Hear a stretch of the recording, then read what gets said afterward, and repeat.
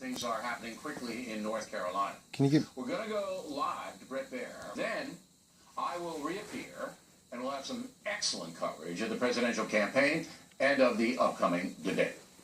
But first, the talking points memo: unacceptable behavior. For the past 2 nights, protests over a police shooting in Charlotte have spiraled into chaos. Looting and violence have broken out, resulting in scores of arrests, at least 5 police officers injured, and 9 civilians hurt as well, 1 in critical condition. Controversy began on Tuesday after police killed 43-year-old Keith Scott, shooting him to death after he allegedly brandished a handgun. The police chief of Charlotte, Kerr Putney, has been adamant that Mr. Scott, who had previous run-ins with the law, was armed. But today the chief backed off a little bit.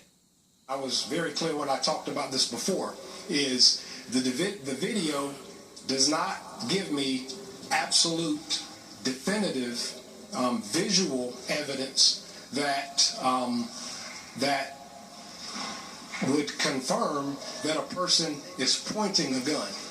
I did not see that in the videos that I've reviewed. But Chief Putney still insists Mr. Scott did have a gun. Reaction from the black community came quickly.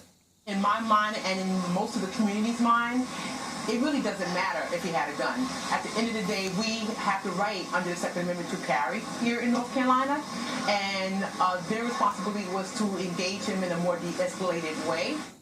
Minister Mack is correct on one point and wrong on another. It certainly does matter if the dead man was carrying a gun. But she is correct when she says that police do have an obligation to de-escalate confrontations if they can. But what every responsible American should agree with is that you cannot break the law by looting, setting things on fire, harming people under any circumstances. Fair-minded people know you let the investigation play out. You gather facts. In the Ferguson case, for example, once the facts were known, the myth that Michael Brown had his hands up and was not causing trouble was dispelled. Now, I am fully aware that some African Americans don't trust the police or the investigative process in general, and some have good reasons not to trust. But that does not give you license to go on a rampage.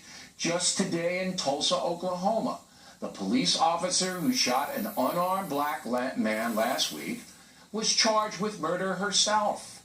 She will now stand trial. That is our system. If you reject the system and begin to commit crimes in the name of protest, you should be punished. Not to mention that it hurts your own cause, because mob violence will always override any kind of singular injustice. Both presidential candidates reacted not only to Charlotte, but also to the killing in Oklahoma. There is still much we don't know about what happened in both incidents, but we do know that we have 2 more names to add to a list of African Americans killed by police officers in these encounters. It's unbearable, and it needs to become intolerable. The people who will suffer the most as a result of these riots are law-abiding African American residents who live in these communities where the crime is so rampant. There is no compassion in tolerating lawless conduct. Quite a contrast between Secretary Clinton and Mr. Trump. Summing up, violence in Charlotte is deplorable. Sincere protest, admirable. Looting and hurting other people, unacceptable completely. And that's the memo. Now for continuing coverage of the Charlotte situation, we go live to my colleague Brett Baer in Washington. Brett, take it away. Thanks, Bill. We'll head back to you in California in just a few minutes. There are, in fact, new developments tonight. Police have not released any video of the shooting to the public in North Carolina, but Fox News has confirmed that just a short time ago, the family of Keith Scott reviewed 2 police videos from a dash cam and a body cam. The family just moments ago released a statement saying that while police did give Mr. Scott several commands, he did not aggressively approach them or raise his hands at police at any time. Again, from the family statement, they say it's impossible to tell what he was holding in his hands, if anything. The family states in this release that after watching the videos, they have more questions than answers. We have also just learned moments ago that the victim who Bill mentioned in his talking points was in critical condition, has now died. Joining us live from Charlotte, Fox News correspondent Steve Harrigan, and from Miami, defense attorney Andell Brown. Steve, first to you, what are you hearing about this tape and the family's reaction?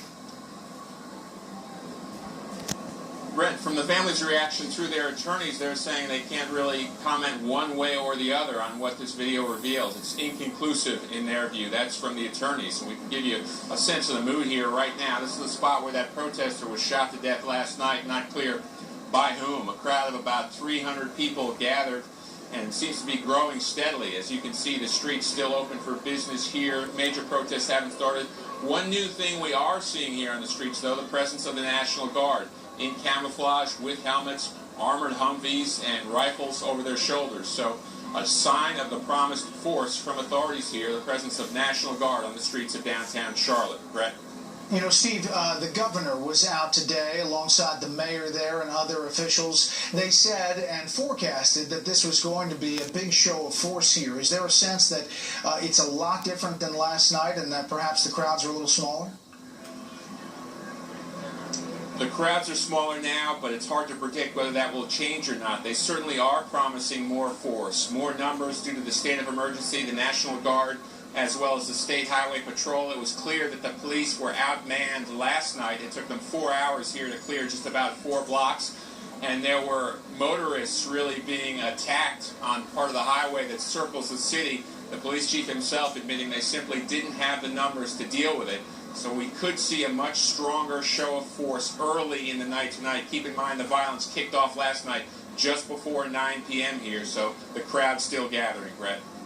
Okay, Steve, stand by if you will. Andell, I want to go to you and your reaction to what's happening in North Carolina. It seems like North Carolina is a different story than in Tulsa, where this police officer has now been charged with felony manslaughter.